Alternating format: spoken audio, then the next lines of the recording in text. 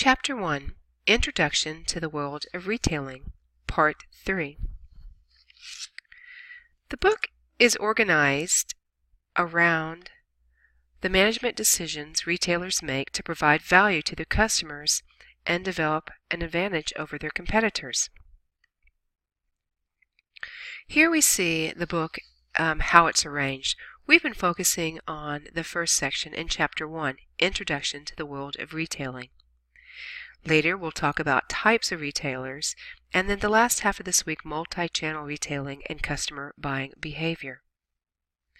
Understanding the world of retailing, retail managers need a good understanding of their environment, especially their customers and competition, before they can develop and implement effective strategies, which is in the next section of the book. These critical environment factors of the world of retailing include the macro environment and the micro environment. The impact of the macro environment includes technological, social, ethical, legal, political factors on retailing. The retailer's microenvironment includes the retailer's competitors and its customers. Let's take a few minutes to talk about the difference between strategic and tactical decisions. Doing the right thing is direction. That's strategic, versus doing things right. That's execution, and we would consider that tactical decisions. Strategic decisions are made infrequently. They're long-term, require significant investment, and not easily reversed. They address the location, organization design, information and distribution systems, and overall delivery of customer service. Let's look at the retail strategy, the competitors. A retail's primary competitors are those with the same format. Thus, department stores compete against other department stores, and supermarkets compete against other supermarkets. This competition between retailers with the same format is called intra-type competition. For example, Dillard's competes with JCPenney's. Competition between retailers that sell similar merchandise using different formats, such as discount and department stores, is called inter-type competition. For example, Dillard's versus Walmart. To appeal to a broader group of consumers and provide one-stop shopping, many retailers are increasing their variety of merchandise. Variety is the number of different merchandise categories within a department or store. The offering of merchandise not typically associated with a store type, such as clothing in a drugstore, is called scrambled merchandising. Increasing intertype competition has made it harder for retailers to identify and monitor their competition. In one sense, all retailers compete against each other for the dollars consumers spend buying goods and services. Since convenience of location is important in store choice, a store's proximity to competitors is a critical factor in identifying competition. The management's view of competition also can differ. It's depending on the manager's position within that retail firm. For instance, the CEO of a retail chain may view competition from a much broader geographic perspective as compared to a specific store's manager or a department sales manager within the store. Retail strategy, customers.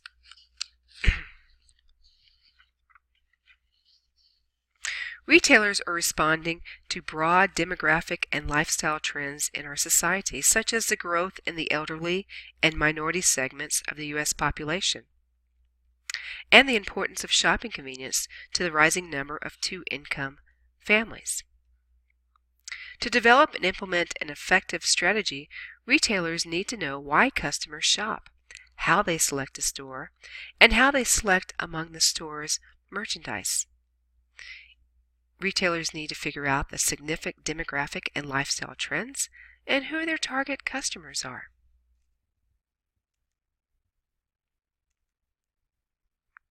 Developing a retail strategy.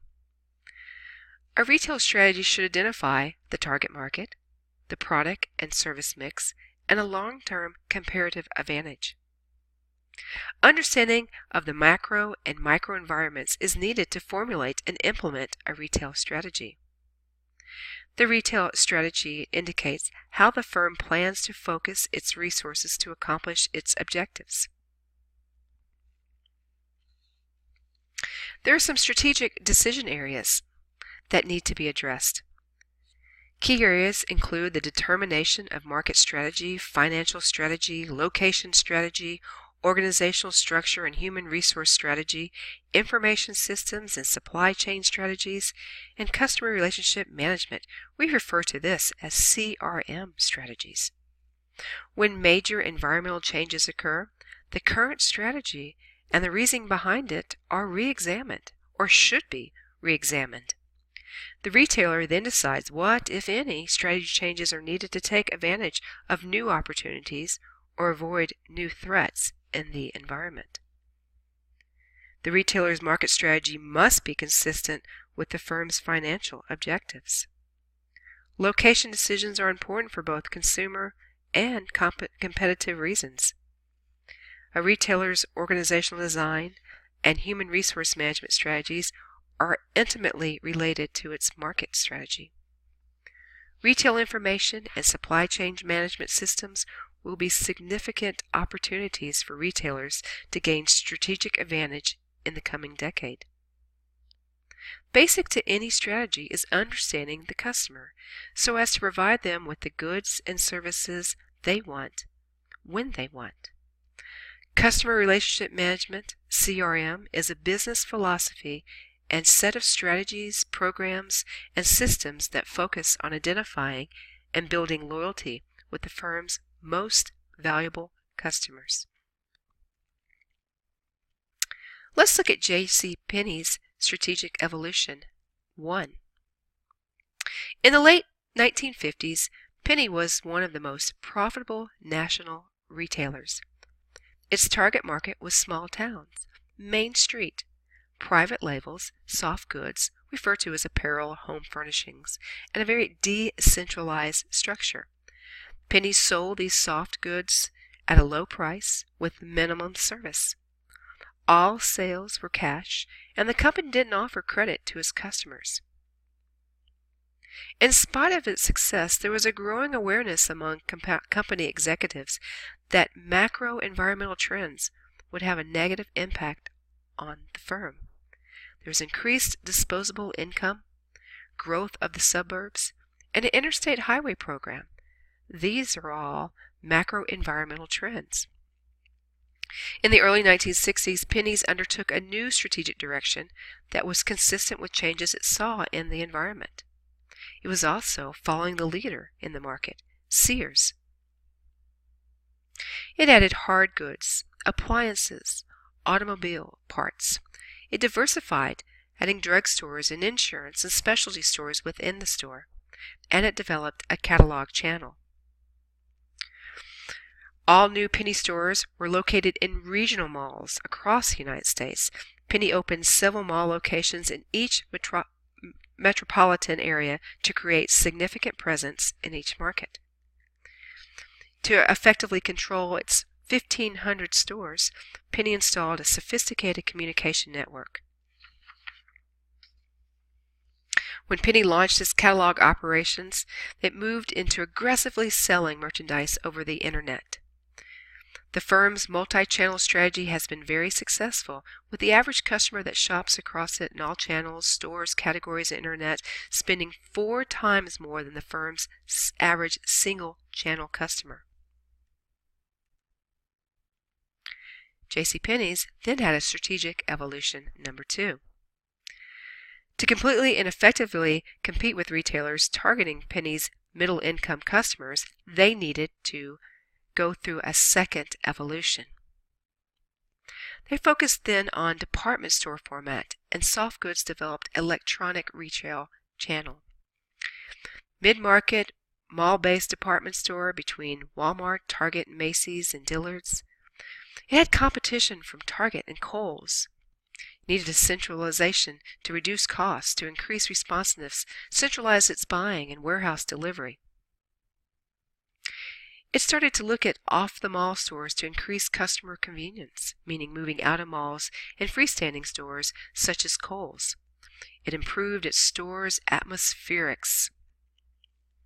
It needed to upgrade its merchandise, offering Sephora, American Living by Ralph Lauren, Polo, and offered other modest but affordable designer clothing. There are some ethical situations for a retail manager. Retail managers need to consider these implications of their decisions, in addition to the effects of those decisions will have not only on the profitability of their firms, but the satisfaction of their customers. Should a retailer sell merchandise that they suspect utilize child labor?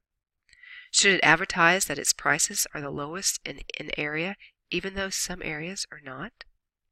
Should a buyer accept an expensive gift from a vendor? Should salespeople use high-pressure sales when they know the product is not the best for the customer's needs? And should a retailer give preference to minorities when making a promotion decision? Finally, should a retailer treat some customers better than others? What do you do when you're faced with ethical decisions? Well, let's remind, ethics are the principle governing the behavior of individuals and companies to establish appropriate behavior and to indicate what is right and wrong. But determining appropriate ethical principles is a difficult task. Ethical principles can vary from country to country and can also change over time. Many companies have developed codes of ethics to prevent guidelines for their employees. But do these help employees follow ethical behavior? Recommendations are to ignore your personal values and do what your company asks you to do. You'll probably feel dissatisfied with your job. If this occurs, follow what your values are. Take a stand and tell your employer what you think. Work to change the policies, not ignore the policies. Don't be passive-aggressive, but be aggressive to help the company abide by policies. Refuse to compromise your principles. You could lose your job, but at least you maintain your principles.